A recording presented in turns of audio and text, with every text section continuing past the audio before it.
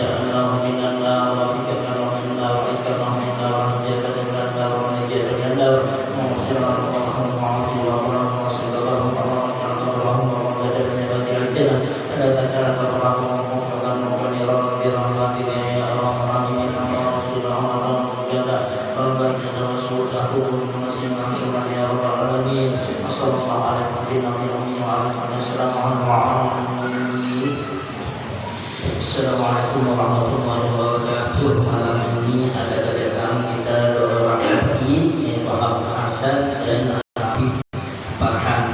Nah, malam ini kita membaca kitab digantikan oleh dua orang habib, karena kita kebiasaan membaca kitab saya salikin adalah pengarangnya Abdul Samad Al-Palembang, jadi kita baca.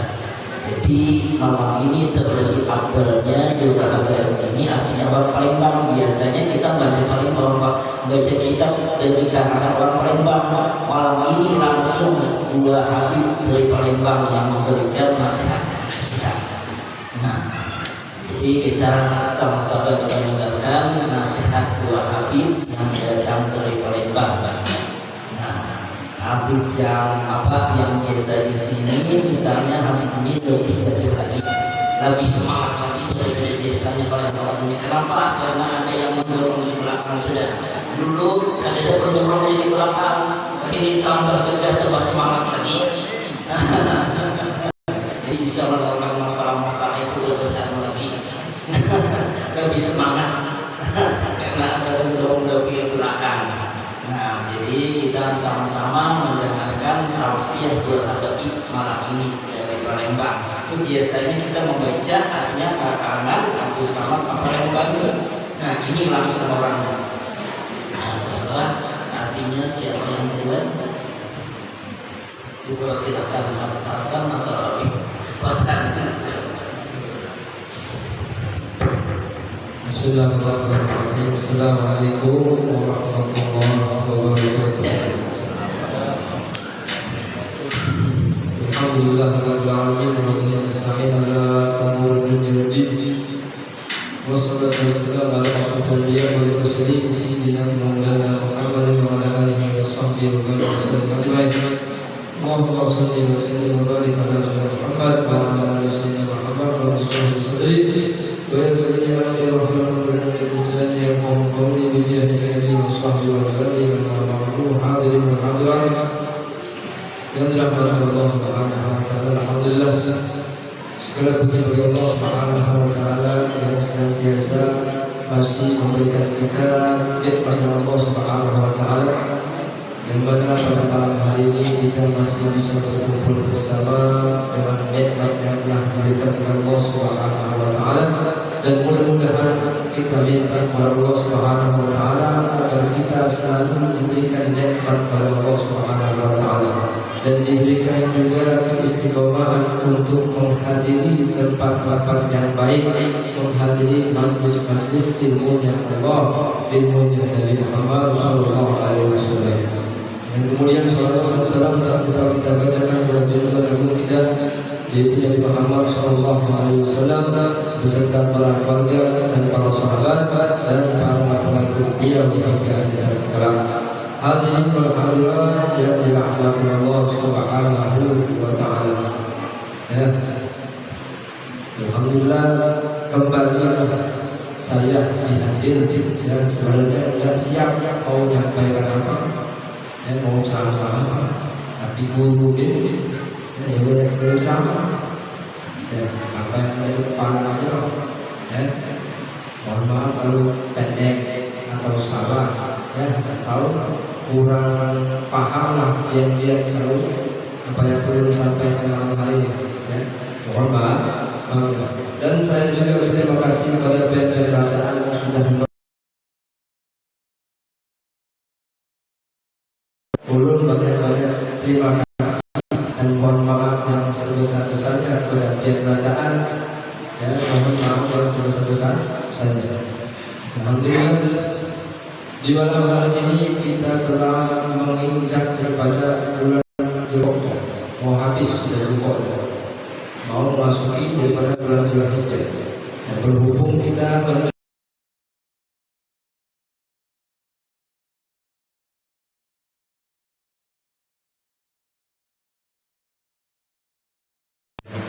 jadi sedikit malam hari ini saya akan menyampaikan amalan-amalan yang bisa kita lakukan di bulan Zulhijjah. Amalan yang dianjurkan oleh Nabi Muhammad SAW untuk umatnya Nabi Muhammad SAW. Yang kita ketahui di bulan Zulhijjah ini kita kita dianjurkan untuk berpuasa sunnah. Ya, bahkan Rasulullah SAW menganjurkan dari awal bulan Dzulhijjah sampai hari Arafah atau bertepatan dengan tanggal 9 Dzulhijjah itu kita disunahkan untuk berpuasa. Bagi yang mampu, ya misalnya kita sehat, ya penyakit kada, halangan kada, kita dianjurkan untuk berpuasa. Karena di bulan Dzulhijjah ini bagi orang yang melakukan puasa sunnah di bulan tersebut, ganjaran pahalanya akan diberikan oleh Allah Subhanahu wa taala yang istimewa. Ya, ganjarannya pahala besar yang akan diberikan oleh Allah Subhanahu wa taala bagi mereka yang berpuasa di bulan Dzulhijjah. Terlebih-lebih lagi Nabi menganjurkan kita berpuasa di tanggal 8 dan 9 daripada bulan Dzulhijjah yang dinamai dengan Tarwiyah dan Arafah. Jadi tanggal 8 itu namanya Tarwiyah, puasa Tarwiyah. Yang kalau 9 puasa Arafah. Ya, kalau jangan puasa. Yang disunahkan tanggal 10 itu puasanya jadi habis subuh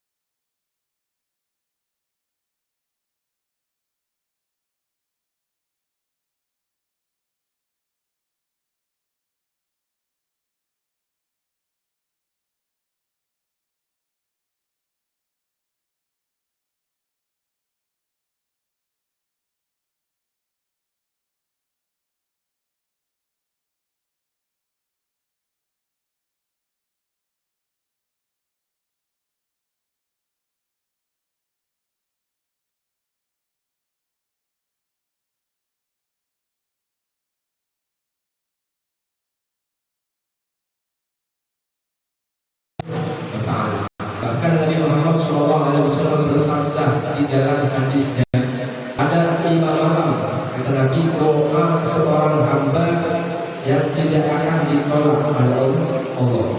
Salah satu daripada 5 malam itu termasuk malam Lebaran Idul Adha. Salah satunya malam Lebaran Idul Adha. Nah, di situ kita minta, kita benar-benar berdoa kepada Allah. Mungkin hajat kita yang belum terpenuhi, kita minta kepada Allah Subhanahu wa taala, ataupun yang lain-lainnya yang kita butuhkan, atau minta ampun, dosanya banyak, minta ampun sama Allah, insyaallah dikabulkan Allah, diampunkan dosa kita. Tapi kita jangan lupa, ya, ingatnya besok Lebaran malam ini masak wadai, ya, wadai ketupat, ya, masak ayam opor, masak bebek, masak daging. Ingatnya masak pasangan, bukan kita malah berdoa sama Allah. Nah, kalau kita seandainya tidak mampu untuk berdoa lama-lama, mungkin 2-3 jam tidak mampu, kita ambil sholat 2 rakaat saja. Nah, sholat sunnah mutlak di tengah malam 2 rakaat kita berdoa, habis itu turun lagi, ya, bangun subuh, sholat Idul Adha. Nah, itu salah satu yang dianjurkan oleh Nabi Muhammad SAW. Dan di antara lainnya juga kita disunahkan oleh Nabi Muhammad SAW di bulan Dzulhijjah ini untuk berkorban. Ya, bagi yang mampu, duitnya banyak, duitnya lebih, disunahkan untuk berkorban. Nah, mau korban kambing kan, mau korban sapi kan, mau korban unta kan, boleh juga. Ya, kalau seandainya tak ada di andil, ya, bentuknya tidak ada unta di andilnya, maka sana unta, ya, pokoknya apa itu, Ya, seandainya kita mampu untuk berkorban, ada duitnya, untuk keluarga ada, untuk anak bini ada duit lebih, kita berkorban. Ya, apalagi kita banyak berkorban, makin banyak pahala yang akan diberikan oleh Allah. Ya, di dalam hadis Nabi mengatakan orang yang berkorban itu, ya, bayangkan setiap bulu itu, ya, setiap bulu itu akan dihitung untuk orang yang berkorban, dihitung pahala dan dihapuskan dosa sebanyak bulu yang ada di hewan kurban tersebut. Ya, kita hitung janggut ada kawan, janggut berapa biji? Karena kawan itu apalagi bulu yang ada di kambing, ya mungkin jutaan bulu, apalagi sapi, lebih gak ada lagi, ya pasti banyak bulunya. Kurban 10 sapi, 10 itu bulunya, ya, maka akan mendapatkan ganjaran pahala sebanyak yang mereka kurbankan. Jadi luar biasa pahala ketika kita berkorban. Nah, itu amalan-amalan yang dianjurkan oleh Nabi Muhammad SAW di bulan Dzulhijjah. Masih banyak lagi, ya, takbir, tahmid, tahlil, tasbih itu disunahkan juga oleh Nabi Muhammad SAW untuk kita perbanyak di bulan Dzulhijjah. Dan sebanyak lagi amalan-amalan sunnah yang diajarkan oleh Nabi Muhammad SAW ketika masuk di bulan Dzulhijjah. Mudah-mudahan kita ketika memasuki bulan Dzulhijjah kita bisa melakukan amalan-amalan yang dianjurkan, yang disunnahkan oleh Nabi Muhammad SAW.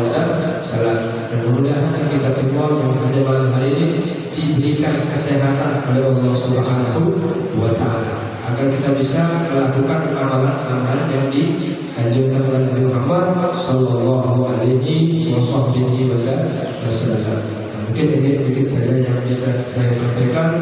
Mohon maaf yang sebesar-besarnya. Wassalamualaikum warahmatullahi wabarakatuh.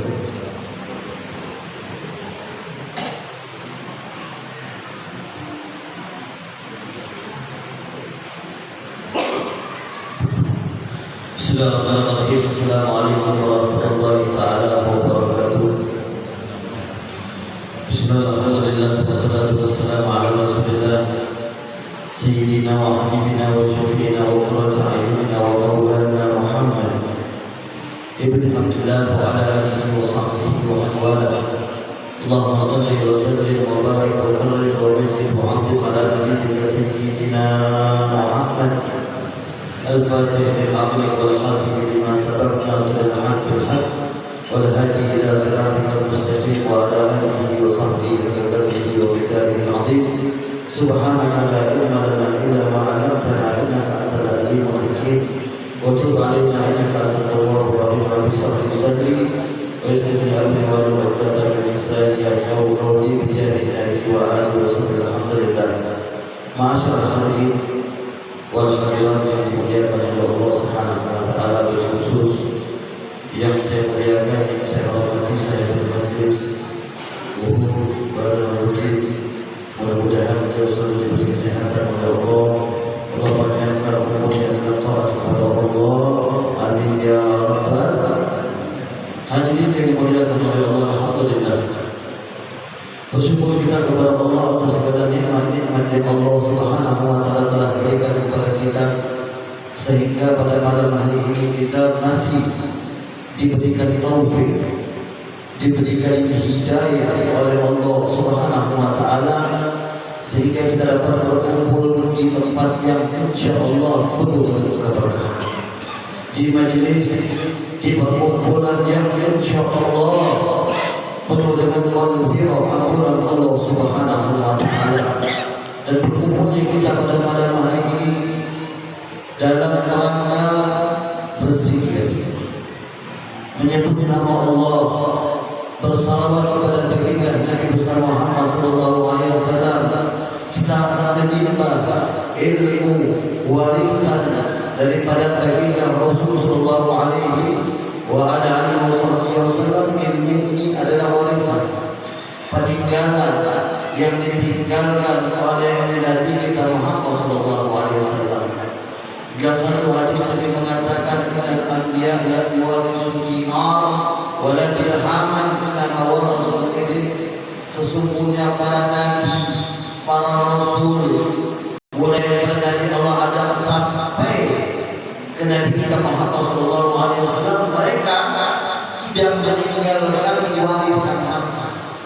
dirham ataupun dinar, uang yang ditinggalkan oleh mereka. Apa yang ditinggalkan oleh mereka? Yaitu ilmu agama. Karena dengan ilmu inilah yang akan menyampaikan ibadah kita kepada Allah. Kalau kita beramal ibadah tidak sesuai dengan ilmu yang Nabi Muhammad SAW, maka amal kita tidak akan sampai kepada Allah Subhanahu wa taala. Kullu man bi ghairi ilmi ya'malu a'maluhu mardudatun la tuqbalu. Amal ibadah yang tidak didasari, dilandasi dengan ilmu yang Nabi Muhammad SAW, maka amal ibadah tersebut tidak akan diterima oleh Allah Subhanahu wa taala. Ditolak oleh Allah Subhanahu wa taala. Oleh karena itu hadirin, kita harus semangat dalam belajar menuntut ilmunya Nabi Muhammad SAW. Bagaimana kita mau ibadah, sholat, puasa, zakat, haji, tapi kita beramal ibadah tersebut tidak tahu ilmunya, maka amal ibadah kita tidak akan diterima oleh Allah. Makanya ada seseorang ketika di akhirat, ketika di dunia dia beribadah kepada Allah, dia sholat, dia zakat, dia haji. Ketika di akhirat Allah mengatakan, wahai malaikat, kau seret hamba tersebut ke dalam api neraka. Maka hamba mengatakan, ya Allah, aku beribadah kepada Allah, aku sholat, aku zakat, aku haji. Kenapa engkau masukkan aku ke dalam api neraka? Maka Allah mengatakan, karena engkau beribadah tidak sesuai dengan ilmu syariat Allah yang telah dibawa oleh baginda Nabi Muhammad sallallahu alaihi wa ala alihi wasallam. Hadirin yang dimuliakan oleh Allah Subhanahu wa taala, ya kita nikmat saudara, kita diberikan guru Baharudin luar biasa. Beliau kita tahu bahwasanya sangat ilmu beliau nyambung kepada baginda Nabi Muhammad SAW. Dan juga ada arahan luar biasa. Beliau berguru sampai ke baginda Rasul Sallallahu Alaihi Wasallam. Ini nikmat yang Allah berikan kepada kita. Makanya kita jaga betul-betul nikmat yang Allah berikan kepada kita. Sehingga apa? Kalau kita mensyukuri nikmat yang Allah berikan kepada kita, maka Allah akan tambah nikmat tersebut kepada kita. Hadirin yang dimuliakan oleh Allah, tadi sudah disampaikan oleh Abu Farhan bahwasanya keutamaan daripada bulan Zulhijjah. Sebentar lagi kita akan memasuki daripada bulan Zulhijjah. Ada satu sunnah yang paling dicintai oleh Allah, disegani oleh Allah, pada tanggal 10 Zulhijjah. Bahkan Nabi mengatakan, ma'amalu bin Adam yawman nahrin amalan ahabba ilallah min iraqatid dam. Tidak ada satu amalan yang paling dicintai oleh Allah, yang disegani oleh Allah pada tanggal 10 Zulhijjah, yaitu mengalirkan darah. Apa maksudnya? Memotong daripada syaraf kurban. Ini sunnah yang telah diajarkan oleh baginda Nabi besar Muhammad. Sunnah yang tidak pernah sama sekali ditinggalkan oleh Rasulullah. Nabi Muhammad setiap tahun mengeluarkan hewan kurban, satu untuk dirinya, keluarganya, dan satu untuk umatnya. Bahkan Nabi Muhammad, kalau Nabi Muhammad ini saking sayangnya Rasulullah, kalau Nabi Muhammad tidak mau memberatkan kita umatnya, kalau saja Nabi Muhammad mewajibkan itu menyembelihkan hewan kurban itu wajib bagi kita, tapi Nabi mengatakan bagi saya wajib, bagi kalian umatku sunnah. Saking apa? Saking ditekankan oleh baginda Nabi Muhammad SAW. Oleh karena itu yang mempunyai harta yang lebih, mempunyai uang yang banyak, kita keluarkan untuk berkorban. Karena apa? Dengan kita sedikit mengeluarkan harta kita untuk berkorban, karena saat itulah Allah Subhanahu wa taala akan mengampuni semua dosa-dosa kita. Bahkan Nabi mengatakan, "Man la barang siapa yang mempunyai kuasa dalam rezekinya, walam yudhim fala yaqrabanna musallana." Nabi mengatakan barang siapa yang mempunyai rezeki yang banyak berlebihan tapi dia tidak mau mengeluarkan hewan kurban, punya uang banyak apa? Miliaran, ratusan juta, tapi tidak mau mengeluarkan hewan kurban. Nabi mengatakan fala yaqrabanna musallana. Jangan engkau mendekati musola kami, kata Nabi Muhammad SAW. Saking apa? Saking bencinya Nabi Muhammad kepada orang yang kaya yang tidak mau berkorban. Hadirin yang dimuliakan oleh Allah, adapun sahabat musafir kita disunahkan untuk berkorban. Kenapa? Ketika Allah ingin menguji kekasihnya Nabi Allah Ibrahim alaihissalam. Nabi Allah Ibrahim dikenal Nabi yang sangat taat kepada Allah, Nabi yang sangat mempunyai belas kasihan pada orang wal masakin. Pernah Nabi Allah Ibrahim itu menyembelih berkorban untuk Allah dengan ratusan ekor unta, ratusan dan ribuan ekor kambing. Sehingga apa? Para malaikat Allah mengatakan kagum dengan amal perbuatan jiwa sosial yang tinggi yang dimiliki oleh Nabi Allah Ibrahim alaihissalam. Maka Allah mengatakan apa? Pada malaikat, wahai malaikat, jikalau aku limpahkan kekasihku Nabi Allah Ibrahim melakukan lebih daripada itu, maka niscaya dia akan melakukan untuk aku, kata Allah Subhanahu wa taala. Maka mulailah Allah Subhanahu wa taala menguji kekasihnya Nabi Allah Ibrahim, menguji Nabi Allah Ibrahim alaihissalam dengan apa? Dengan mengorbankan anak semata wayangnya yang bernama Nabi Allah Ismail alaihissalam. Ketika itu masih kecil, masih belasan tahun, yang Allah abadikan dalam Al-Quran, ya bunayya inni ara fi manami asbahu kafatul majata. Wahai anakku, aku diperintahkan oleh Allah untuk menyembelihmu, mengorbankanmu. Bagaimana pandanganmu wahai anakku? Maka anak yang berbakti kepada orang tuanya. Nabi Allah Ismail mengatakan, "Ma'amma satajiduni insyaallah minas sabirin." Wahai ayahku, lakukan apa yang telah diperintahkan oleh Allah dan insyaallah engkau akan mendapatkan aku termasuk daripada orang-orang yang sabar. Maka senang ayat dari Allah Ibrahim alaihissalam mendengar jawaban anaknya, mulai diwarikan, diikat tangannya. Bahkan Nabi Allah Ismail berpesan kepada ayahnya banyak pesannya. Allah berikan dalam Al-Quran, diikat, kemudian dilepas bajunya untuk berikan kepada ibunya, sehingga apa? Menjadi kenang-kenangan buat ibunya. Tapi subhanallah, kekasih sayangnya Allah kepada Nabi Allah Ibrahim alaihissalam ketika disembelih itu misalnya tidak mampu untuk merobek leher Nabi Allah Ismail. Diulang sampai 2 kali sampai 3 kali diasah pisau tersebut juga tidak mampu untuk menyembelih daripada leher Nabi Allah Ismail alaihissalam. Kemudian Allah pun dengan rahmatnya mengirim kambing kibas untuk mengganti daripada Nabi Allah Ismail untuk disembelih. Hadirin yang dimuliakan oleh Allah, daripada kisah ini kita bisa mengambil pelajaran bagaimana ketaatan Nabi Allah Ibrahim alaihissalam dengan perintah Allah.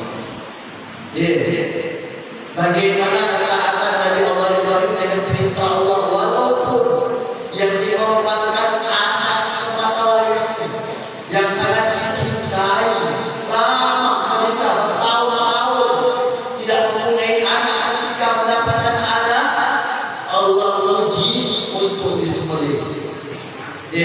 Karena beliau tahu Nabi Allah Ibrahim. Kenapa? Karena beliau mengetahui bahwasanya beliau diciptakan di dunia bumi ini untuk taat dengan perintah Allah Subhanahu wa taala. Sebagaimana dalam Al-Quran Allah mengatakan, "Wa ma khalaqtul jinna wal insa illa liya'budun." Tidaklah jin dan manusia, melainkan untuk beribadah kepada Allah Subhanahu wa Ta'ala. Kita lihat para sahabat-sahabat Nabi Muhammad. Contoh para sahabat-sahabat Nabi Muhammad, bagaimana ketaatan mereka dengan perintah Allah. Para sahabat Nabi Muhammad ada yang sibukkan dengan dunia mereka, ada yang berdagang, ada yang berbisnis, ada yang bercocok tanam. Akan tetapi mereka ketika mendengar kumandang azan, langsung mereka bergegas menuju masjid guna melaksanakan Allah Subhanahu wa Ta'ala. Kalau kita azan Allahu Akbar musik ini sebentar lagi masih negara umat. Para sahabat Nabi Muhammad kalau sudah mendengar azan terjadi transaksi jual beli, mereka batalkan, mereka menuju ke masjid guna melaksanakan perintah Allah. Cinta Allah berangkat kepada mereka. Allah sebut mereka dalam Al-Quran. Allah katakan rijalun la tulqihim tijaratun wa la bai'un an dzikrillah wa iqamus sholati wa ita'uz zakati yakhafu yawman tatakallamu fihi al-qulub wal absar. Laki-laki yang tidak lalaikan oleh perniagaan ataupun jual beli daripada mengganti Allah. Mereka mengerjakan sholat, mereka mengeluarkan zakat, mereka takut pada suatu hari yang mana hati dan penglihatan menjadi goncang, yaitu hari kiamat. Hari kiamat. Oleh karena itu mari kita ikuti para sahabat-sahabat Nabi Muhammad dalam mentaati perintah Allah dan menjauhi semua larangan-larangan Allah Subhanahu wa Ta'ala. Ada pelajaran yang kedua daripada kisah Nabi Allah Ibrahim dan Nabi Allah Ismail, bagaimana ketaatan seorang anak kepada orang tuanya. Bagaimana ketaatan seorang anak kepada orang tuanya walaupun nyawanya yang rela dikorbankan. Kalau itu untuk mentaati perintah Allah, rela korbankan nyawanya kalau itu taat kepada orang tua. Karena beliau tahu bahwasanya ridhonya Allah terletak di ridhonya orang tua. Orang tua ridho Allah fi ridha walidain wa sunnatullah fi sunnah walidain. Ridhonya Allah itu terletak di ridhonya orang tua dan murkanya Allah juga terletak di murkanya orang tua. Orang tua bahkan Allah mengatakan dalam hadis qudusnya, man asbaha murdiyan bi walidayhi wa musliman bi ana amradi wa man asbaha murdiyan bi musliman bi walidayhi fa ana alaihi sahibun. Barang siapa yang di pagi harinya ia menyenangkan hati orang tuanya, ridho orang tuanya, walaupun di sore harinya ia bermaksiat kepada Allah.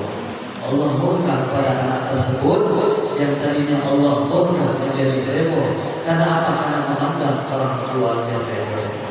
Dan sebaliknya, barang siapa yang di pagi harinya menyakiti hati orang tuanya, kurang ajar kepada orang tuanya, walaupun di sore harinya ia beribadah kepada Allah, dia sholat, dia haji sekalipun, yang tadinya Allah ridho menjadi murka karena memandang orang tuanya murka.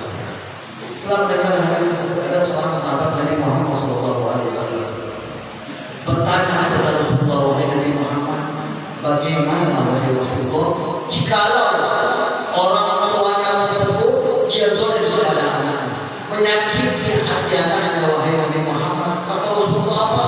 Walaupun demikian, dan sahabatku, diceritakan dahulu ada seorang sahabat Nabi Muhammad, dia datang kepada Rasulullah mengadukan orang tuanya yang mengambil harta anaknya, yang merampas harta anaknya. Maka Nabi Muhammad memanggil orang tuanya, ditanya oleh Nabi Muhammad, apakah betul engkau mengambil harta anakmu, engkau merampas harta anakmu, engkau menzalimi anakmu? Maka orang tua itu menjawab dengan suara yang melatih-latih, ketakutan. Karena apa? Karena yang bertanya Nabi Muhammad, dia ketakutan. Sampai orang tua itu mengatakan, wahai Nabi Muhammad, kau dengarkan aku dulu, wahai Rasulullah. Ini anakku, wahai Nabi Muhammad. Aku yang membesarkannya. Dahulu dia adalah orang yang lemah, wahai Nabi Muhammad. Aku adalah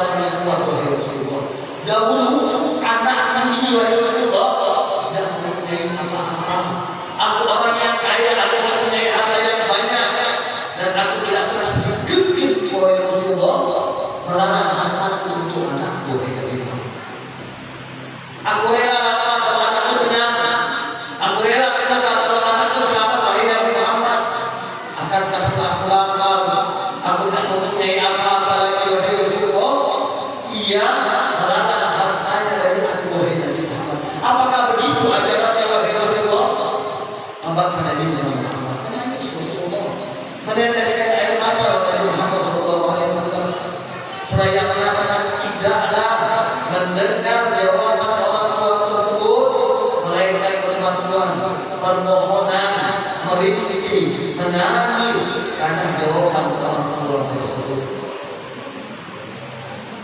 Sampai Nabi Muhammad memanggil anaknya. Nabi bersabda, "Anta wa malu kali abika." Engkau dan semua hartamu milik ayah dan ibu. Hadirin yang dimuliakan oleh Allah, begitu tingginya derajat orang tua kita di sisi Allah. Jangan kita andalkan amal ibadah kita yang lain. Jangan kita andalkan ilmu kita yang tinggi. Jangan kita andalkan harta kita yang banyak. Itu semua tidak ada artinya apa-apa di mata Allah kalau kita tidak mendapatkan ridho orang tua. Bahkan dahulu sebagai penutup ada seorang sahabat Nabi Muhammad yang dekat dengan Rasulullah. Ini sahabat kalau sholat di belakang Nabi Muhammad yang bernama Al-Qamah. Sholat di belakang Nabi Muhammad itu kalau ada panggilan jihad perang itu orang yang pertama kali mencabut pedangnya itu jihad bersama Nabi Muhammad. Bahkan Al-Qamah ini diriwayatkan tidak pernah meninggalkan dia mulai sholat malam. Kata pernah ditinggalkan masjid. Beda sama kita. Kita kalau malam jam 12 jam 1 uring bangun sudah nonton bola. Nggak tidur juga main mobil legend. Ini Al-Qamah luar biasa. Dia tidak pernah meninggalkan sholat malam.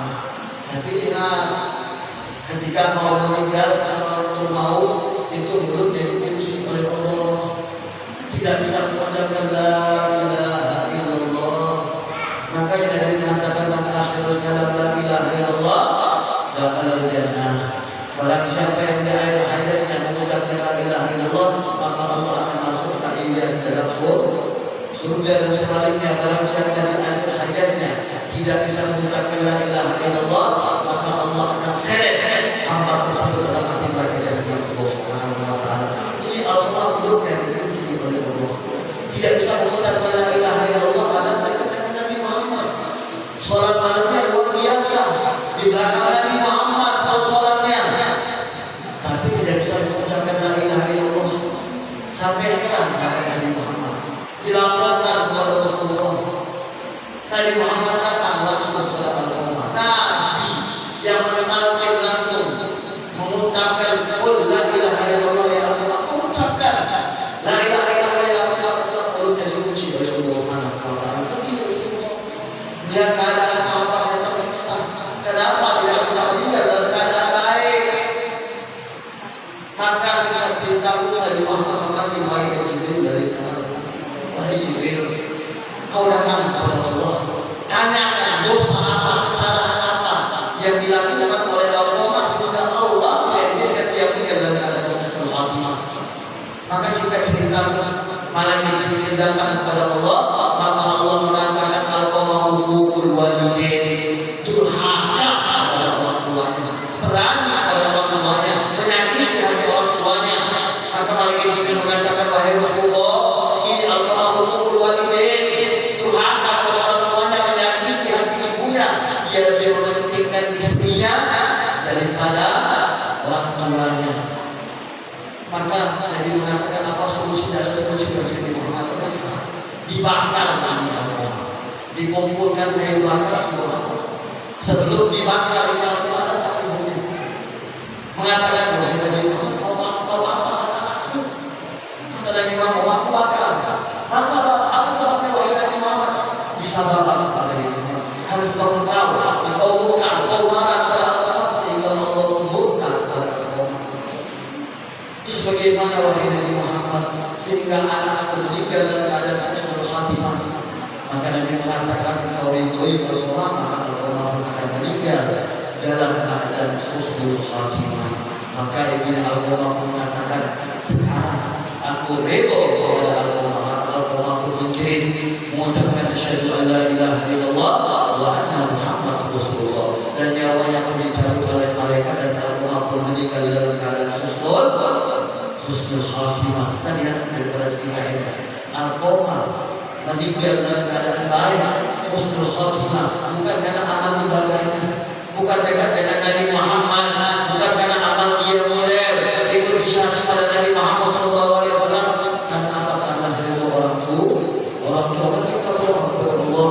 Mudah-mudahan orang tua kita yang masih hidup, mudah-mudahan Allah panjangkan umur mereka, Allah jaga mereka, Allah senangkan mereka sebagaimana mereka menyenangkan kita, dan mudah-mudahan orang tua kita yang telah meninggal Allah jadikan kuburan mereka rawdatun min riyadil jannah, taman-taman surga Allah Subhanahu wa taala, dan manfaatna bi barakatihim wa qina husna bi hurmati wa alif bi tariqatihim wa mu'afatin min fitan ya rabbi wa li hadhihi bi ajli min asli wa fil waladi wa sallallahu ala sayyidina Muhammadin wa ala alihi wa sahbihi wasallam. Subhana rabbil izzati amma yasifun, salamun ala al-mursalin walhamdulillahi rabbil alamin.